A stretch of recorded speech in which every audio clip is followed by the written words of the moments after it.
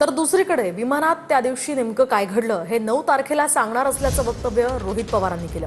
तर काही माहिती माझ्याकडे आहे आणि काही माहिती मागवली आहे असा दावा सुद्धा रोहित पवारांनी केलाय। त्यामुळे 9 तारखेला रोहित पवार काय सांगणार आहेत याकडे सर्वांच्या नजर आहे।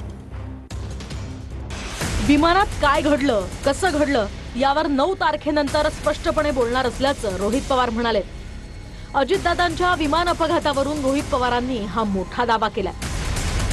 त्यामुळे 9 तारखेला रोहित पवार काय सांगणार आहे त्याकडे आता सर्वांच्या नजर आहे। काय विमानात घडलं, कसं घडलं हे सुद्धा 9 तारखेनंतर मी स्पष्टपणे आपल्या सर्वांना त्या ठिकाणी सांगेल। जे काय आमच्यापर्यंत माहिती आली आहे, अजून काय माहिती आम्ही मागवत आहोत, कारण एखादी घटना घडल्यानंतर खरंच काय झालं हे लोकांसमोर येणं हे फार महत्त्वाचं आहे। अजितदादांच्या 13व्या नंतर म्हणजेच 9 तारखेनंतर स्पष्टपणे सगळ्या गोष्टींवर बोलणार अशी प्रतिक्रिया रोहित पवारांनी विलीनीकरणाच्या प्रश्नावर दिली।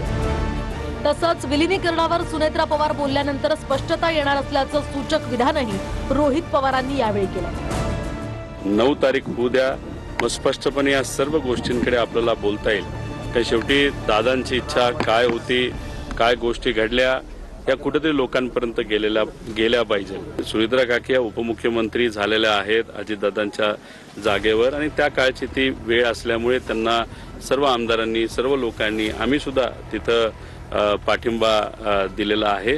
त्यामुळे काकी जेव्हा बोलतील त्यानंतरच याच्यावर आपल्याला खूप जास्त स्पष्टपणे बोलतो।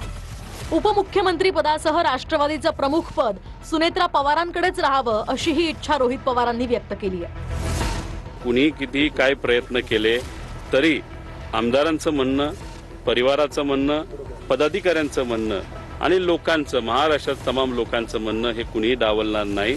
त्यामुळे आम्हाला सुद्धा वाटतंय की काकीच तिथं त्या पक्षातले प्रमुख राहतील।